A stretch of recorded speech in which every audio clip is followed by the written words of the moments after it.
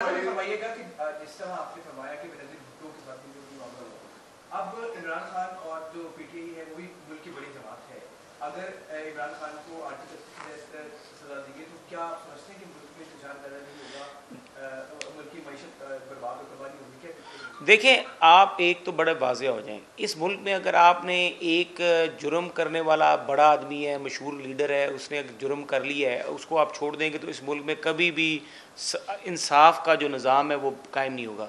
रियासतें जुल्म में, हज़रत अली ने फरमाया था ना कि जुल्म की हुकूमत चल जाती है लेकिन नाइंसाफ़ी की नहीं चलती। अगर आप 9 मई के मुजरम को इतराफ़ जुर्म के बाद भी छोड़ देंगे तो फिर ये जो छोटी मोटी चोरी करने वाले लोग हैं, इनका क्या कसूर है? इनको भी छोड़ दें। सर ये फरमाइएगा कि जो आप खुद कानून को अच्छी तरह से जानते हैं, ये फरमाइएगा कि ये आपकी ज़ाती राय है कि 9 मई के जो भी मुल्ज़मान हैं जिन्होंने प्रेस कॉन्फ्रेंस की और आज वो आज़ाद कर रहे हैं, ये आपकी ज़ाती राय है कि उनको भी सज़ा दी जाए या ये पार्टी लाइन है? नहीं, देखिए, राना सनाउल्लाह ने कहा है कि नवंबर में कुछ ना कुछ होने जा रहा है, क्या होने जा रहा है आपके दिल में? देखिए, एक तो मैं वाज़ह करता चलूँ कि ये गवर्नमेंट 5 साल कहीं नहीं जा रही। अगर कोई किसी के ज़हन में ये कोई कहीं भी नहीं जाएगी, ये अपने गवर्नमेंट टेन्योर पूरे करेगी। ये आप किसी के ज़हन में अगर कोई गलतफहमी है तो वो दूर करें। दूसरी बात यह है कि ये जो रहेगी बात कि मेरी राय क्या है, मैं समझता हूँ कि अगर आपने अक्रॉस द बोर्ड अकाउंटेबिलिटी करनी हो ना और सही मुकदमात बनाने हो, फिर उसके बाद किसी के पास जवाब नहीं रहेगा कि आपने पिक एंड चूज़ करके अकाउंटेबिलिटी की है। अगर आप अक्रॉस द बोर्ड जाएंगे तो कोई अदालत, कोई भी शख्स ये नहीं कह सकेगा जी उसने भी वहाँ पे काम किया तो उसको छोड़ दिया। आप मुझे बताना, एक मुकदमे में एक बंदा बेगुनाह कर दिया जाए जो गुनहगार हो, तो बाकी जो गुनहगार हैं वो भी बेगुनाह हो जाते हैं। सर ये बताइएगा कि जब खान साहब की गवर्नमेंट खत्म हुई तो वो कहते नजर आए कि जो मामला थे वो हमारे हाथ में नहीं थे, और अब जब हुकूमती रहनुमाओं की हम प्रेस कॉन्फ्रेंस सुनते हैं तो ऐसा लगता है कि मामला इनके हाथ में नहीं है, बेबस नजर आते हैं।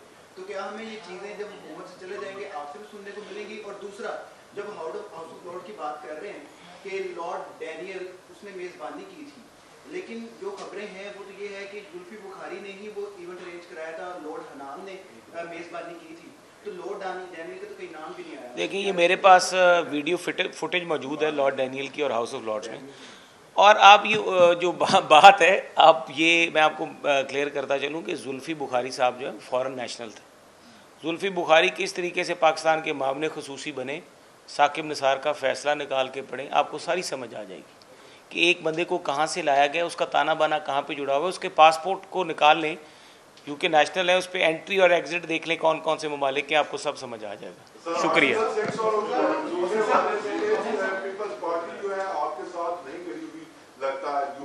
और दूसरा आपने जियो फेंसिंग का जिक्र किया, जियो फेंसिंग में सर कुछ मालूम लोग भी उसकी जद में आ रहे हैं, क्या स्टेट उनके साथ खड़ी होगी जो मालूम है? देखें, मैं खुद ये कहता हूँ किसी बेगुनाह को 9 मई में सज़ा नहीं देनी चाहिए, ये मेरा मौक़िफ़ है। ना ही किसी जमात को जो कि मतलब एक जमहूरी जमात हो उसको बैन किया जाना चाहिए। लेकिन जब नज़रियात दहशत गर्दी में बदल जाएँ और जब लोकेशन वाइज भी और फुटेज वाइज भी सॉलिड कॉन्क्रीट एविडेंस है कि एक बंदा है, क्योंकि ये सज़ा होनी है और ये बहुत बड़ी सज़ा है, संगीन सज़ा है, तो वाकई उसकी तहकीकात मुकम्मल यकीनी तौर पे कर जानी चाहिए। छोटी मोटी जियो फेंसिंग में आ जाना लेकिन मौके के ऊपर सिर्फ खड़े होना देखते हुए वो एक अलहदा सिचुएशन है। लेकिन वो तो कहते हैं ना, वो खाना नंबर 4 होता है और एक खाना नंबर 1 होता है। वो खाना नंबर 4 में जो लोग होते हैं आ जाते हैं, मौके पे होते हैं, लेकिन उनका रोल नहीं बनता है सच। तो इस तरह बेगुनाह बंदे को मैं नहीं समझता सज़ा दूँ। बहुत शुक्रिया।